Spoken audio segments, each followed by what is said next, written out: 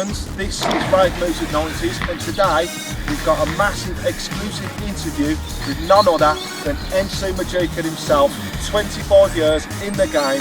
But before we go there, let's take you back 25 years and see where it all started for you. Began in sort of '88, illegal parties. I went to my first ever rave was an event called Rave at the Hall Green Dog Stadium, Central Hall Green, and it was the first time I'd ever been to an event like that where you had a secret meeting, convoy, one of them dodgy phone number mobiles, guy ringing up, yeah, meet us there. Do you know what I'm saying? And then we all turned up, thousands of us, please barricade.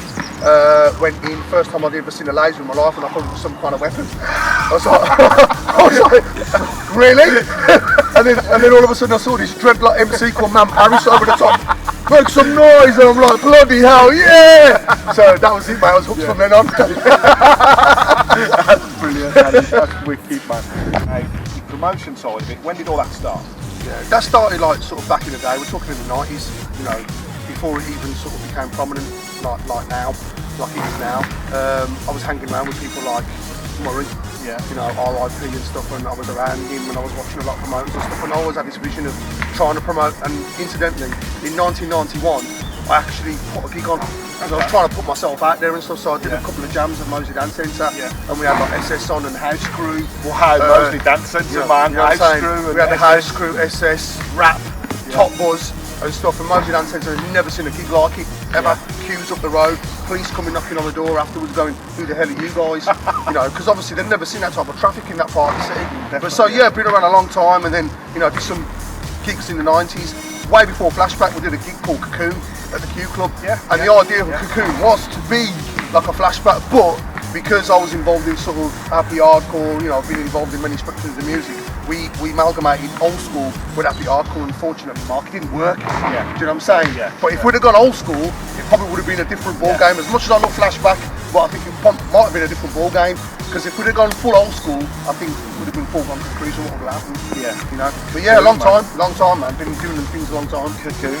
So with your Raveology and whatnot, I mean, that's took off awesome, that from the day dot, when you started that off.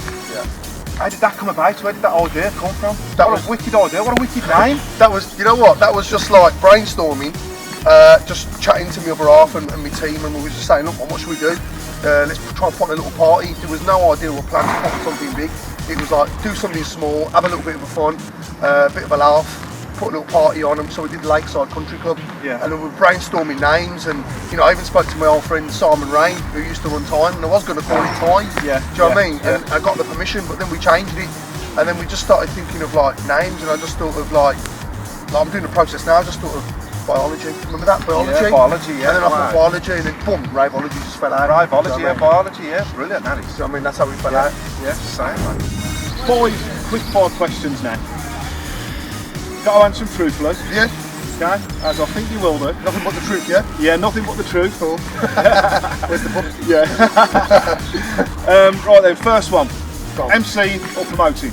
Listen, MC is the first love. You know what I mean? That's what got me into the game. Promoting is already another creative outlet and stuff. So if I had to choose, you know, I've got to start with what I started with in the artistry, and that's something I've missed while I've been promoting. Kind of overlooked it. So MC. Okay, so there you go, MCing on that one. Right then. Couple of famous venues around Birmingham. Yeah. Aston Villa Centre or the Institute? Mate, both great venues and stuff, but you know, some of the first, what you got to remember is Aston Villa was the first ever legal all-night licensed warehouse party, and it was a phenomenon. You know, it was a great place, great shows there. Institute's done its thing, but we'll go Villa. Okay, so there you go. Up the Villa! Up the Villa is right there. Right then. Best rave in Birmingham? Straight away, no messing around, Rag Market. You were not going to replicate that rave, ever, ever. There's been some great shows in this city, great shows. People come from all over the country to come here and still do, but you were never going to replicate the vibe and atmosphere and electricity that event generated. That was something special. And I've got to totally agree with him on that one. We were there, man. We were there, man. Telling you. Do you know what I'm saying? Them were the days, man. Right then, now, I know you've been into the happy hardcore scene, which you may not know that, but also you're big in the old school and drum and bass. Yeah. Now, out of those three genres, which one's your best? Listen, hardcore, you know, I started out when rave was one sound, when you had like the likes of Sasha, Carl Cox, Groove Rider all under one roof. Do you know what I mean? So I started off with one sound, but as the sound progressed, you know, the jungle thing was going a little bit moody and dark, as we know the history there. The hardcore thing is what it is now. Fluffy boots, happy people flying all over the place, literally. Do you know what I'm saying? You know what I'm saying? And it was like, you know, just screaming, very nice vibe. You couldn't beat that vibe. So I kind of made a bit of a name in that scene. Drum and bass, man. Drum and bass is, you know, the biggest sound to come out of the UK worldwide. You know, I love them all, to be honest with you. Atmosphere-wise, you can't beat the hardcore lot. Drum and bass-wise, that's just a serious fall to the floor. Do you know what I mean? Get it down. Very militant, but you know what? It's got some grooves, man. It's got some soul, proper substance, some right beef and potato in that one. Yeah. Well, there you go. There's that one. Right then, the big question. Truthfully, Fabio or Groove Rider? Right. Fabio's a big bad wolf. We love Groove Rider. Fabio, you heard it loud and clear. I say many a true word is said in jest now. I love him. But you know what? I've always had a close relationship with the pair of them. Do you know what I mean? But I've always had a really close relationship with Ray. You know, he's a really good friend of mine. But they're two people I really support. But yeah, if I'm going to go with one, some people will be honest, but I'll be honest. I think Groove, man. Groove's the one for me. There you go, you've heard it there. Groove Rider, RAVEMUSIC Magika. Celebrating 25 years in the game. Boy, man, you sound old, boss. And I've heard you've got a little rave coming up with some of the big boys. Just a bit. How did you pull that out? You know what, mate? I wanted to do something that sort of like was like that we remembered in time. Do you know what I'm saying? For later on. Yeah. Personal reasons, not even egotistical things. Like for my kid and stuff. Yeah. You know, oh right, yeah, dad did that, blah blah blah. And kind of cement, you know, the legacy kind of thing, what you've done for later on. So wanted to stage something really special. And initially I wanted to do something for like sort of 21 years. So I believe in everything for a reason. Like obviously at the time Carl wasn't in it, you know, he was really busy, he's really busy guy. Yeah. You know, he only does 5 shows in England. He doesn't live here anymore, which a lot of people don't know. He lives down under. He spends his summer in Ibiza. Obviously he does space every Tuesday, Carl Cox Revolution, and then he'll base that and he'll go and do Europe and America and places that, because he's over this side of the continent, this side of the world. And then later on for the whole of the winter, autumn, he's back home down under. So he only does 5 shows, so it was really hard to kind of pin him down and get him in it, because he was getting a lot of offers, as you imagine. Yeah, no, like, you know, big money, people offering him to do old school sets and stuff, and he wasn't really interested. And I think it was about 3 years ago, you had a festival. Yeah. I think it's Rob Blake, is it? Guy from Radio 1, I might be wrong, but he basically he did the festival show. Carl played on the main stage with his techno thing, and then they had a VIP stage. Carl just went in there with a USB stick, right, and played some old school, unannounced. Yeah. So I think he kind of like got his little groove and stuff, and then I went out and, you know, I sort of got back in. I worked with him, as you know, from sort of early 90s up until about 96, 97, and then I didn't really get back in touch with him until about 2008.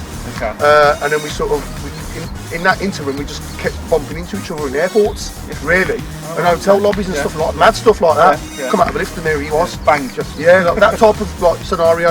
And then in sort of 2008, 2009, really proper started meeting up, talking, spending time. I went over to Ibiza, stopped at his house, and just got chatting and got to know more about me as a person, rather than when I was emceeing for him. We were just on the road, he didn't really get to know me or how I progressed or how I was evolved as a person. Yeah. So he got to know the whole journey and stuff, and I kind of told him, look man, this means a lot to me.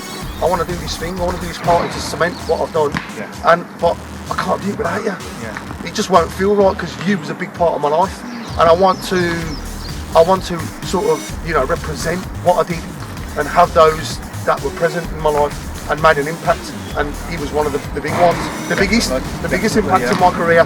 So he eventually came through and we're here. That's what we did. So far you've got none other the man called Carl Cox. Then you're never going to see that again, no, Mark. No, I do want to say that on the interview. You're never going to see that again. He said it to me. He said, look man, I know this is going to go off. I know the response is going to be really good. I know people want to see it, but it's got to be really important. This is not going to happen again. We're not going to do it again, you know. And since we've announced it, Yeah. there's been loads of people asking. Yeah. I've had messages from all over the world saying, "Can you do it here? Can we do it there?" And you know, it's a one thing. Yeah. So I did want to emphasise how unique this is going to be. Well, you've heard it there first. You've heard it there first. Straight from the horse's mouth. This is a one-off event. Massive. Yeah. Plus, with the likes as well of Seduction and also the Rat Pack, I can't wait to see what else you've got coming. Well, you know what? I didn't want to kind of emphasise too much on the old school, but it's going to be sort of a amalgamation of the past, present, and future. So you're going to get some old school. Definitely. You're going to get a little bit of the hardcore. You're going to get some jungle. You're going to get some drum and bass guys. You know, I'm going to do a thing with my band, which I'm going to talk about. I'm going to showcase my band on that night and show people where the future is, where I'm going with that. But yeah, we've got sort of great lineup that we're going to announce. There's going to be some surprising that people are going to be like, oh really? Yeah. But that's what it's all about. It's about representing where I've come from, where I'm going, where I've been, all that kind of stuff. So it's a mishmash, you know? Okay, yeah.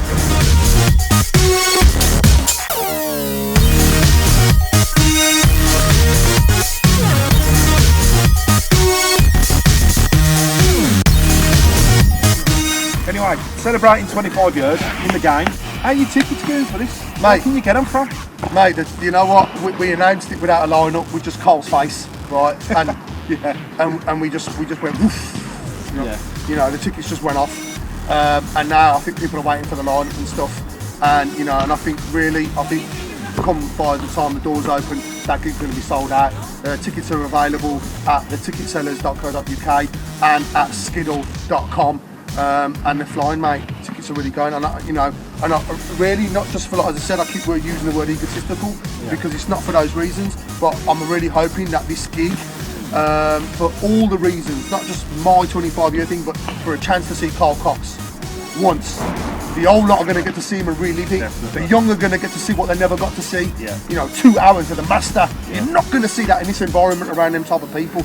And a chance to see that, man, in our lifetime, you're never going to get to see that again. And I think that's what's going to make this whole experience what it is and how special it is.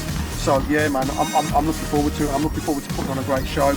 I'm looking forward to seeing a lot of people. You know what? They're coming from all over the place, Mark. Yeah. The messages we have from all over the world. I could imagine. We saw I one could like imagine. yesterday from Denver, Colorado. They said they're coming over. Do you know what I mean? They're coming over for this, and I think by the time doors open, this gig will be sold out. And you know what?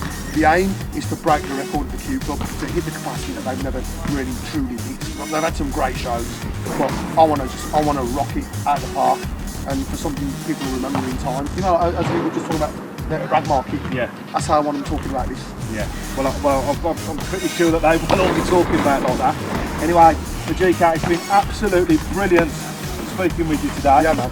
Okay. I'm Mark Evans. Big respect to the Rave 90s, yeah? Nice one. Peace and love.